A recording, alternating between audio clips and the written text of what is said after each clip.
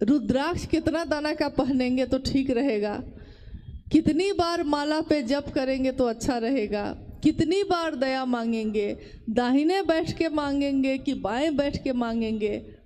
हुआ होगा आपके साथ ऐसा मन में, जैसे कोई बच्चा सोचता है कि हम मिठाई खाएं कि टॉफ़ी खाएं, वैसे हमारी मानसिक स्थिति होती है।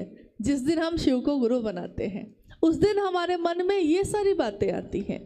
आज हमारे मन में ये बात आती है कि मन जब श्वासों के साथ नहीं चलकर मंत्र के चैतन्य में ठहर जाता है तो क्या होता है। देखिए, वही थे हम उस दिन, वही हैं आज हम। अंतर कितना आया। महादेव दिखाई नहीं देते कहीं, महादेव का शरीर कहीं दिखता नहीं, लेकिन उसी महादेव का जो सूक्ष्म सत्ता है, मानवीकरण में नाम कहलाया महादेव, और उन्हीं की शक्ति का जो मानवीकरण हुआ उसका नाम कहा गया भगवती माँ काली। तो वो दिखाई नहीं देते, लेकिन उनका ज्ञान जो उतरता है पता भी नहीं चलता। ये कैसे होता है? वैसे ही जैसे एक छोटे से बच्चे को बड़ा होने के लिए कोई प्रयास नहीं करना पड़ता, वो अनायास ही बड़ा होता चला जाता है। आप ही की आंखों के सामने वो बड़ा होता है, लेकिन आपको पता चलता है कब बेटा बड़ा हो गया इतना बड़ा? जो गोद में खेल रहा था मेरे, वो इतना बड़ा हुआ कब? पता ही नहीं चला। हर पल वो बड़ा हो रहा था, मेरी ही आंखों के सामने बड़ा हो रहा था, लेकिन हमको पता नहीं चला।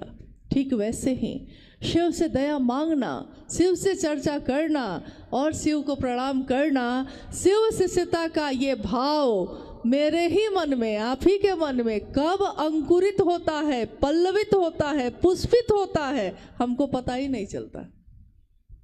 और एक दिन हमारे मन की दशा और दिशा दोनों बदल जाती है। साहब ने कहा कि मैं नहीं जानता कि इस संसार की दशा और दिशा शिव के बगैर कैसी होगी, लेकिन ये मैं जानता हूँ कि शिव के साथ ये मानवता सबल होगी, सुवासित होगी, शिवमय होगी। महादेव को अपना गुरु बनाया है हमने आपने। जैसा आता है, जो आता है खुद करिए। हमेशा दूसरों पर निर्भर रहने की आदत ठीक नहीं, क्योंकि अगर वो नहीं मिला तो आपका काम फिर रुक जाएगा, और महादेव का काम नहीं रुकना चाहिए। हम रहे ना रहे, आप रहे ना रहे, लेकिन महादेव की शिष्यता का दिया तो जलना चाहिए, हर घर में जलना चाहिए। भैया अनु जी ने कहा कि हम बड़े मैदान में मिले। हाँ मिले, लेकिन उससे पहले ये सुनिश्चित हो जाना चाहिए कि क्या हमारे इस स्थान पे हर घर में शिवशिष्टता का दिया जल गया।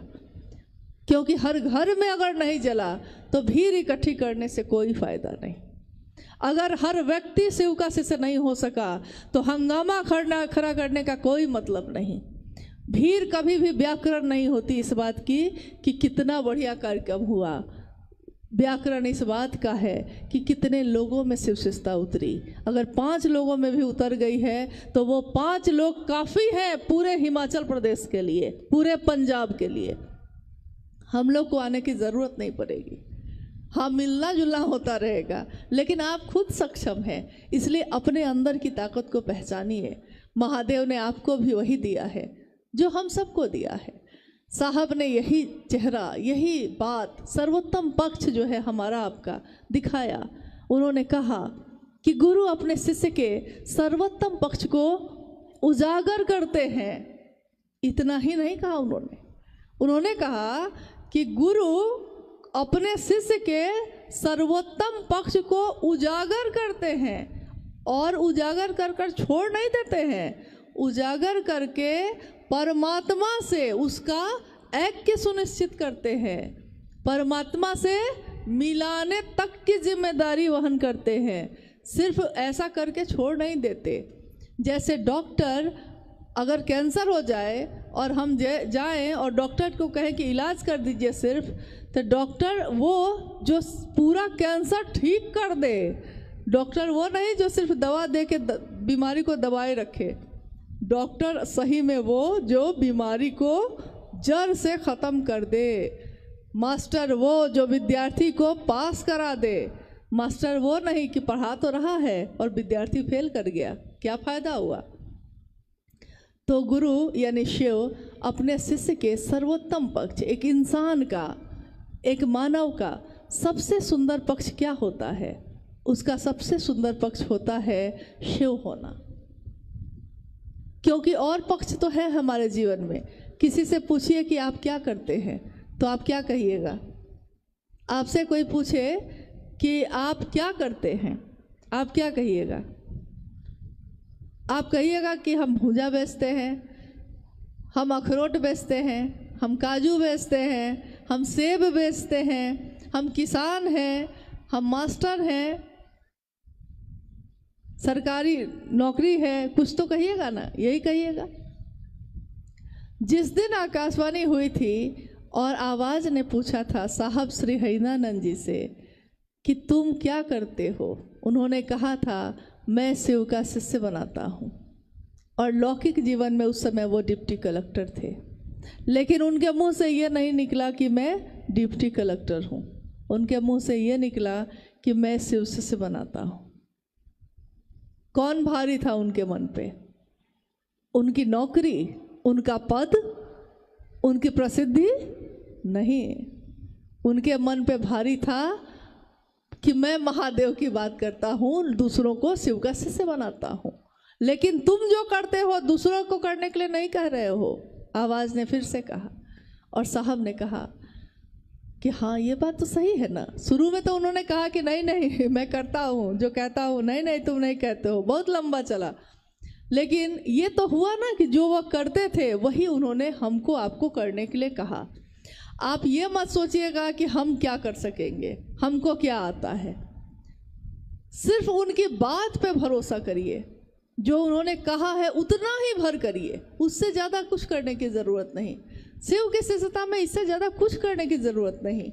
बस आप इतना भर करिए कि भैया हमको जो आता है सो मैंने आपको बताया, आप भी दूसरे को कहिएगा।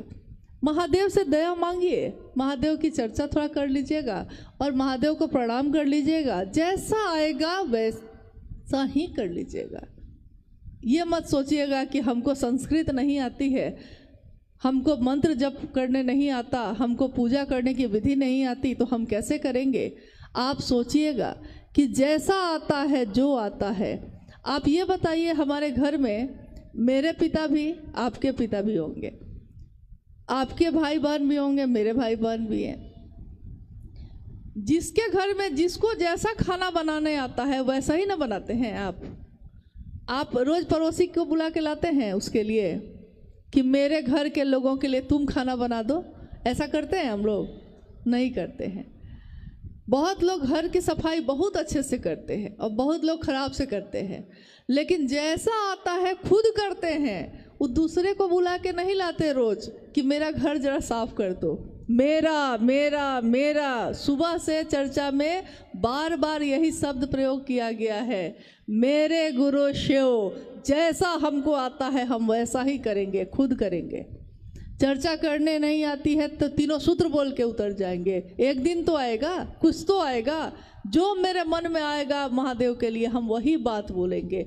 जो हृदय में है वही बोलिए, अपने मन को खोलिए और हृदय में जो महादेव की दया बरसती है उसी को लोगों को बोलिए, उसी का प्रभाव हो जाएगा। आप ये कभी मत सोचिए कि बहुत सुंदर शिव चर्चा करने वाले कोई भैया दीदी हैं तो वो आएंगे तब होगा, ऐसा कभी नहीं होता। कोई सुंदर बोल सकता है। इसी पे साहब ने एक घटना बताई थी। उन्होंने कहा था कि एक मास्टर जो पढ़ा रहा था क्लास में, इंजीनियरिंग का कॉलेज था और वो क्लास कर रहा था। साहब ने कहा कि मैंने बाहर से देखा उसको बोर्ड पे पढ़ाते हुए कि गाड़ी जो है चलती कैसे है, गाड़ी कैसे चलती है, इसको वो पढ़ा रहा है। लेकिन जब वो बाहर आया तो साहब ने कहा कि आप तो गाड़ी कब से चला रहे हैं? तो उसने कहा कि मैं गाड़ी तो कभी मैंने चलाया नहीं। तो साहब ने कहा कि आपने इतना सुंदर बताया है, एक एक चीज़ के लिए बताया है कि गाड़ी कैसे चलती है, इंजन कैसे काम करता है, पैडल कैसे मारते हैं, ब्रेक कैसे मारते हैं, आपने सब बताया। तब आप कैसे ये कह रहे हैं कि आपको गाड़ी चलाने नहीं आती? उन्होंने कहा मैं पढ़ाता हूँ लेकिन चलाता नहीं हूँ। तो साहब ने उस दिन कहा कि उस घटना के बाद मैंने सीखा कि कोई ज़रूरी नहीं है कि कोई शिव चर्चा बहुत सुंदर करता है तो वो शिव का शिष्य भी होगा। हो सकता है वो सिखाता होगा अच्छा, लेकिन सीखता नहीं होगा अच्छा, ये हो सकता है। इसलिए कभी भी इस बात के भरोसे बहुत नहीं रहना है हम लोग को कि कौन बहुत अच्छा बोलता है, कौन बहुत अच्छा, जैसा आता है हम खुद करेंगे। तो आज के इस कार्यक्रम में आप सबों से ये वादा लेना चाहते हैं, अगर आप दे सकते हैं तो। साहब ने कभी कुछ नहीं मांगा किसी से, अपने पूरे जीवन में पान की एक खिल्ली भी नहीं खाई, और मांगा भी तो क्या मांगा, मांगा कहा कि अगर मुझको दे सकते हो तो एक शिव का शिष्य देना। शिव शिष्यता की घोषणा जहाँ भी होती है साहब की उपस्थिति वहाँ होती ही होती है, क्योंकि शिव की शिष्यता में उनके प्राण बसते हैं। हमारे साहब ने हम सबके जीवन की दशा और दिशा को बदल दिया। हम उनको कुछ नहीं दे सके, हमारे पास कुछ नहीं था, हम क्या दे सकते थे, लेकिन उन्होंने जो करुणा बरसाई है उस करुणा का कोई हिसाब नहीं। माँ की ममता का कोई कर्ज नहीं उतारा जा सकता, और शिव की शिष्यता का दान जिसने दिया हो उसके बदले में शिव का ही दान दे दिया। उसके बदले में हम लोग उनको क्या दे सके? कुछ भी नहीं। हम अगर सोचते हैं कि वो शरीर में होते तो ऐसा होता कि सब ठीक होता, नहीं। शरीर में रहने पे भी जो गड़बड़ थे उस समय भी गड़बड़ थे, आज भी हैं। जो सही थे उस समय भी सही थे, आज भी हैं और हमेशा रहेंगे। शिव के शिष्यता की मूल धारा हमेशा पावन है, पावन ही रहेगी। रास्ते की गंदगियाँ उसमें शामिल होंगी, लेकिन उन गंदगियों से इस पावन मूल धारा पे कोई प्रभाव नहीं पड़ेगा। शिव कैसे से अपने साहब और दीदी की उंगली थामे, अपने साहब और दीदी के संकल्प को बार बार याद करते हुए अपने गुरु शिव की महिमा का गान अपने इस जीवन में पल प्रतिपल करते ही रहेंगे। चाहे वो किसी भी स्थिति में होंगे, मजदूरी करते हुए, रिक्शा चलाते हुए, या बहुत बड़ी कंपनी के मालिक बन के भी, किसी भी स्थिति में जो शिव का शिष्य होगा वो अपने शिव के शिष्यता का प्रसार करता ही रहेगा। ये कभी बंद नहीं होगा, और किसी के लाख चाहने से भी ये कारवां अब कहाँ रुकना है।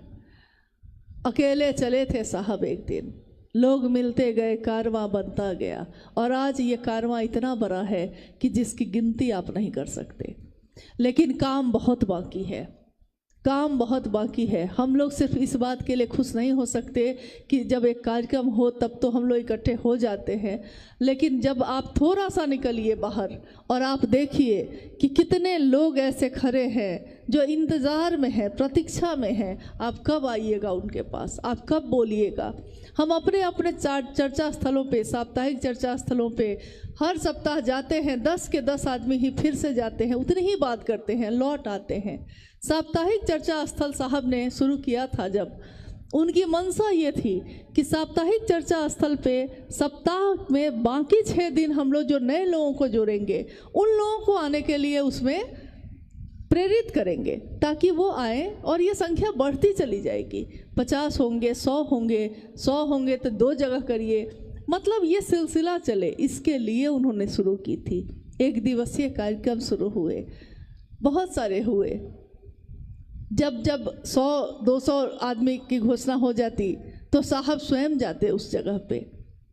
आज तो फिर भी हजारों में है, लेकिन आप ये सोचिए कि संख्या बढ़े, मतलब संख्या मतलब ये नहीं भीड़ बढ़े, संख्या बढ़े मतलब शिव शिष्यता बढ़े। भीड़ कभी भी व्याकरण नहीं होती किसी भी चीज़ का। शिव की शिष्यता उतरे लोगों में, इसके लिए झुकना है तो झुकिएगा।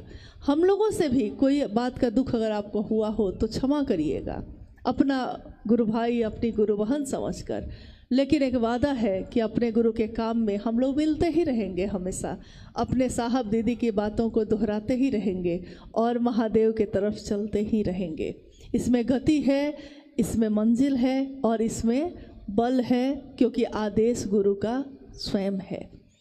तो आज के इस कार्यक्रम से अब हम लोग भी विदा ले रहे हैं, और अभी के लिए विदा मतलब अलविदा नहीं कह रहे हैं, विदा कह रहे हैं। अभी के लिए फिर मिलना होगा, नहीं जानते कि कब होगा, लेकिन अगर नहीं भी हुआ तो एक स्मृति, एक क्षण जो हमने आपने आज इस समय में गुजारे हैं, ये हृदय में सुरक्षित रहे, मेरे महादेव के बात के लिए रहे, इतना काफ़ी है।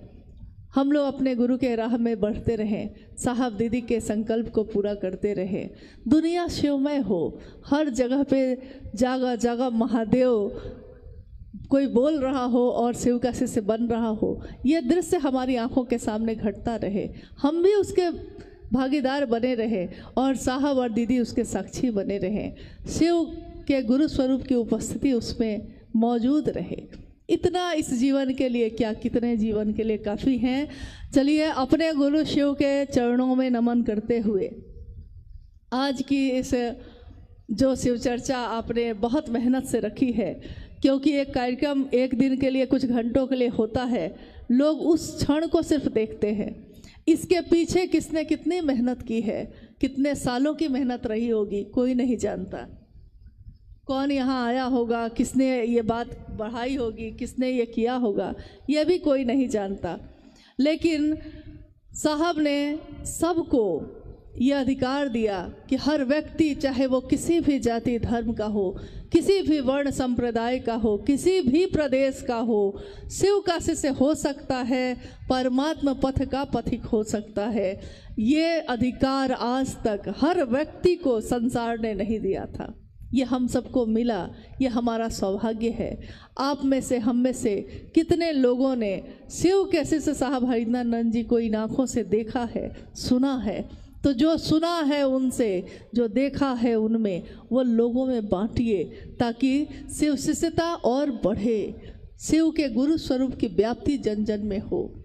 इसी कामना के साथ कि ये कार्यक्रम जो आयोजित हुआ है, उसका जो मकसद है, जो उद्देश्य है, वो पूरा हो, अपने गुरु शिव के चरणों में प्रणाम करती हूँ, और आप सभी के चरणों में भी मेरा नमन है।